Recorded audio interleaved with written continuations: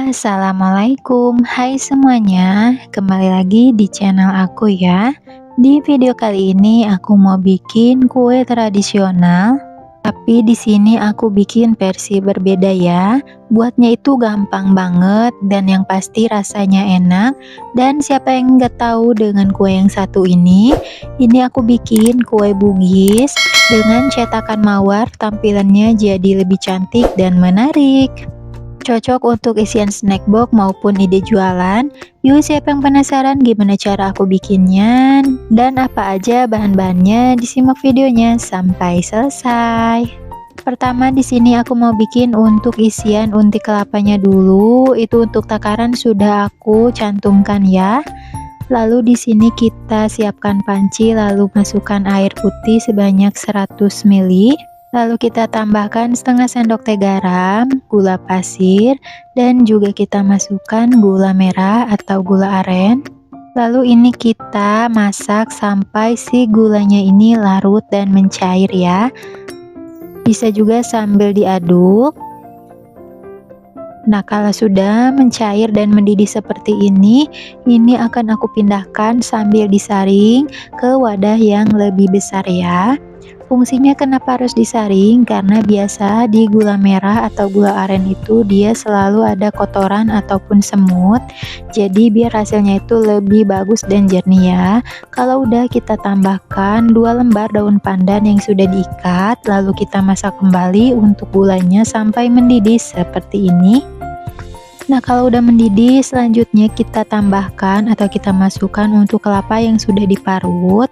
Ini aku pakai 250 gram ya, tapi kalau misalkan kalian mau pakai 200 gram juga sebenarnya cukup. Dan untuk kelapanya ini kita pakai bagian yang putihnya aja dan dipakai yang setengah tua ya untuk kelapanya. Dan kita masak aja sambil diaduk terus, gunakan api sedang aja sampai kadar airnya itu sudah berkurang. Dan ini harus sambil diaduk ya, biar bawahnya tidak gosong. Nah, ini untuk kadar airnya sudah berkurang, tapi enggak yang sampai kering-kering banget. Dan ini kita angkat dan kita dinginkan. Selanjutnya di sini aku mau bikin untuk kulit kue bugisnya ya. Di sini aku pakai tepung ketan putih sebanyak 360 gram, lalu 1 sendok teh garam. Ini kita aduk dulu untuk bahan keringnya. Kalau udah, selanjutnya di sini aku mau tambahkan vanila cair, boleh juga menggunakan vanili bubuk. Ini kita pakai secukupnya aja, jangan terlalu banyak juga biar nggak pahit. Dan di sini aku tambahkan santan hangat. Ini aku pakai dari 1 saset santan kara ya, yang dicampur dengan air panas atau air hangat. Di sini aku pakainya sekitar 300 ml lebih ya. Bisa dimasukkan secara bertahap sedikit demi sedikit sambil diaduk.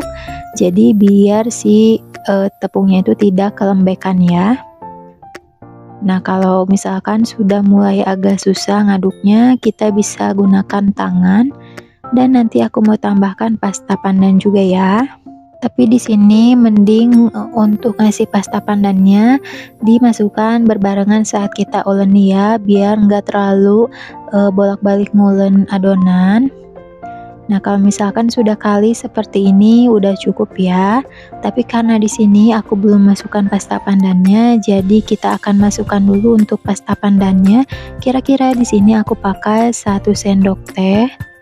Dan biar warnanya itu lebih cakep, di sini aku tambahkan pewarna coklat 2 tetes aja. Lalu kita uleni kembali sampai warnanya ini tercampur merata ke seluruh adonan ya.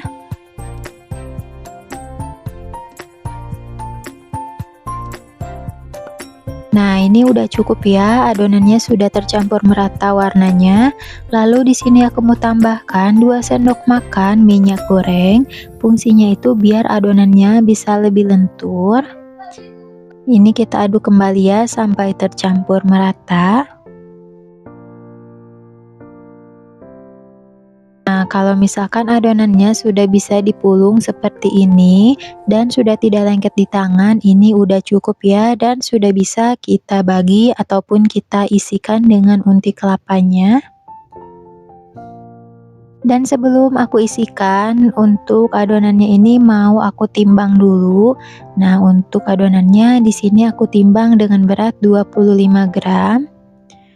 Lalu ini kita bulatkan dulu ya. Tapi kalau misalkan pengen hasilnya lebih besar, boleh ditimbang di berat 30 sampai 40 gram ya. Nah, ini setelah selesai ditimbang dan untuk unti kelapanya juga sudah aku bulatkan, dan aku bulatkan menggunakan sendok takar yang ukuran 1 sendok makan ya. Aku bentuknya itu sampai agak penuh gitu. Dan untuk cetakannya di sini aku pakai cetakan plastik yang bentuk mawar seperti ini. Dan untuk cetakannya sudah diolesi dengan minyak goreng tipis-tipis. Langsung aja kita ambil satu adonan yang sudah ditimbang, lalu kita lebarkan seperti ini ya. Dan kita simpan si unti kelapa di bagian tengahnya dan kita tutup sampai si bagian untinya itu tertutup merata dan dibulatkan. Nah, kalau udah ini kita masukkan ke dalam cetakan sambil agak ditekan-tekan sampai agak lebar, sampai si adonannya ini memenuhi cetakan ya, seperti ini. Nah, kalau udah kita lanjutkan ke adonan berikutnya. Nah, kalau misalkan kalian lihat adonannya itu agak retak-retak, itu berarti untuk adonannya itu dia kekurangan air ya. Jadi kalau pas ngadon bisa ditambahkan lagi air.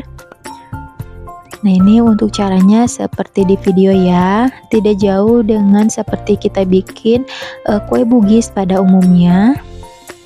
Nah, kalau udah dibulatkan, pindahkan ke cetakan mawar, lalu agak dilebarkan dan ditekan-tekan pelan-pelan ya. Nah, ini setelah selesai aku bentuk di cetakan dan ini sudah bisa kita kukus.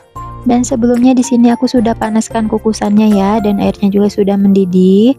Lalu ini kita kukus aja dengan api sedang sambil ditutup. Kalau misalkan kalian pakai kukusan biasa, untuk tutupnya jangan lupa ditutup dengan kain bersih. Tapi kalau kalian pakai kukusan yang tutupnya seperti yang aku pakai, itu tidak perlu ya. Nah, ini setelah bugisnya matang bisa langsung dikeluarkan aja dan kukus aja semua sampai selesai.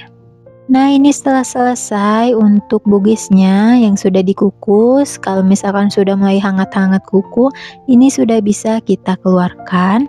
Dan cara mengeluarkannya pun sangat mudah ya, tinggal kita cubit aja bagian pinggirannya sambil agak ditarik.